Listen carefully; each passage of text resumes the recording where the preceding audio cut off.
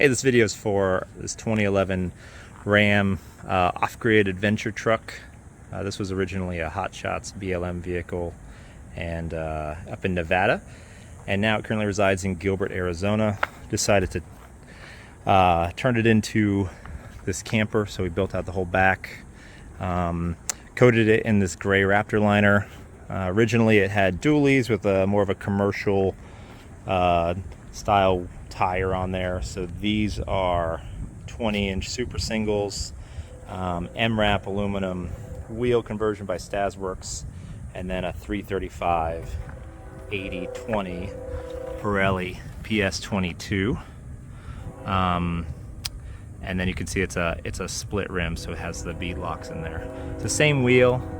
They're just flipped, and it gives an equal stagger. So the tracking now is even front and rear. The interior is I think it's ST cab. It's a single cab design with a rear seat console. It's a 6-speed manual, and then it has true 4x4 and 4-low with that. The back is a pass-through boot, so that's been replaced the rear window, and now it's a weatherproof boot that passes through to the cab. You can see up top there's a storage box that was added, great for like our chairs and other small things like that. And then you have the rack that you can strap things down to. Recently had some paddle boards up there on a trip up to the Grand Tetons. Let's see, most of the front end is stock, except the grill is from a newer Ram, just to replace the 2011 front. There's the drivetrain. You can see some skid plates in there. Everything's in good shape under here. A little dirty from all the off-roading, but everything's in good shape. Some of the steering was replaced when I got it, including the steering box, so it drives really good down the road. No leaks or anything. The water you see on the left is from the AC condenser, since it's July in Arizona right now. Need that AC, which does work well.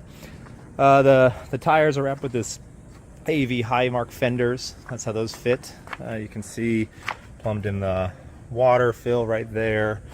Get into these boxes in a little bit. Try to do the walk around here. So incorporated a ladder into a top rack. If we peek up there, see we have the vent and a 250-watt solar panel.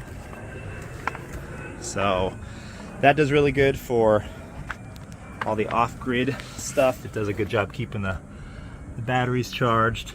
And it's a pretty low usage rig when it comes to the power needs when you're camping. On this side we have a exterior shower, so we can plug that in from the back, and then you can use that for a little shower, rinsing off feet, whatever you need to. These compartments, this one is one of the main storage compartments. This is actually a pass-through from the inside, so you have extra storage spot there. A lot of times we actually put our blankets there, but anything would fit there. This one is more of a utility compartment. We have the Craftsman toolbox in here. So, okay, the other side of the truck, let's see, this is our battery compartment. We have just under 300 amp hours of battery. These are all AGM. We have a fuse panel, some breakers. This is for the power monitor that's inside. Behind this piece of metal is actually a lighting controller. This truck came with a lighting controller, and I moved the controls to the inside. So the exterior has lights all the way around, including the compartments. Actually, if you look back here, you'll see some of the lighting. So that's built into every one, and they all have a switch. So those will turn on automatically. That's really handy for some of these outdoor spaces when we're camping, and it's dark out. This is the solar charger, and then we have a 2,000-watt AC inverter. This compartment we use as our outdoor kitchen, so we spend most of the time outside, to be honest, with this truck. So we'll utilize this space. So these two, they work really well together. Here's our water. We have about 30 gallons of water, and then a little gray water tank. So there's two sinks. One's out here and one's inside. To turn on the pump, you turn that. You can see That is the water level. I have it just under half full. And then you have your cold, and then you have hot. The propane's on. The instant hot water heater will get your hot water pretty quick. So a lot of times I'll make a soapy basin in here and then do all the dishes. But this works good. There's drains on the bottom along with there's a catch tank, like a little gray water tank, and then you can put a hose on that if you just want to drain that to somewhere outside your camp. This kitchen, we have a built-in Ranger 2 Camp Chef built-in. It's hooked to the propane, so you just pull it out and it's ready to go.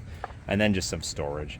We have a Keurig in here right now, so you have your inverter on, you have 120 volts, and then we'll do this for like a little pantry. So this works really well for most of our needs when we're camping, and then we use this as like the countertop.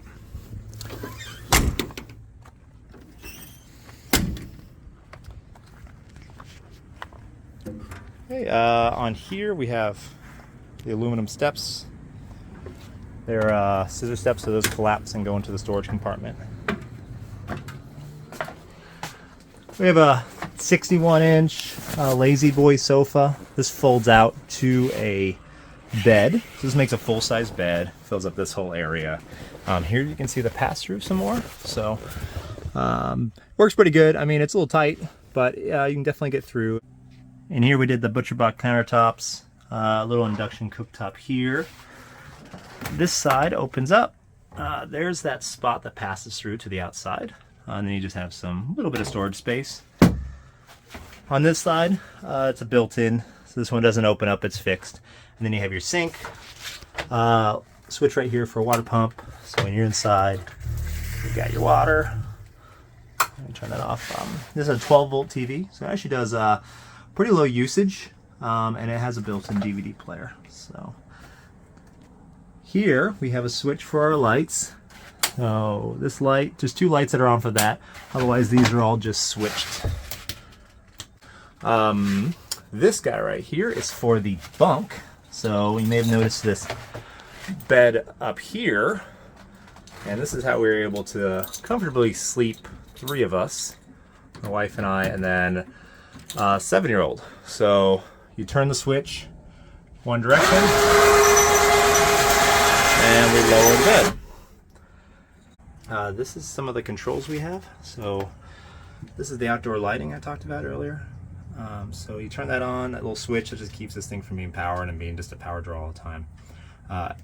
And then what you do is you just turn these on and you're all good. You can get your left, right, rear floods. There's some step lights, those are up front, and then all the compartments have lights. We have a power monitor right here telling us our current status, carbon monoxide, and then this is for the diesel heater, which has its vents right here. Lastly, inside there is a vent. I think it's a Dometic, like a Fantastic fan. And that works pretty good. Has different modes. So here's an Iceco fridge. That does a good job with keeping things frozen or just refrigerated. All the drawers are pushed to open and pushed to close.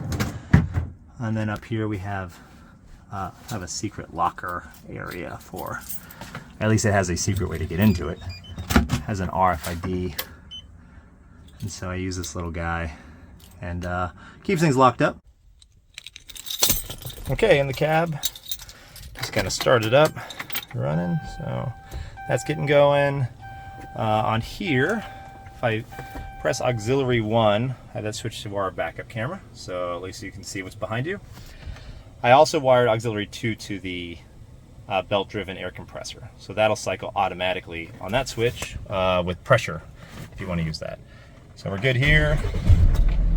The truck always been a good reliable truck for us on all these trips.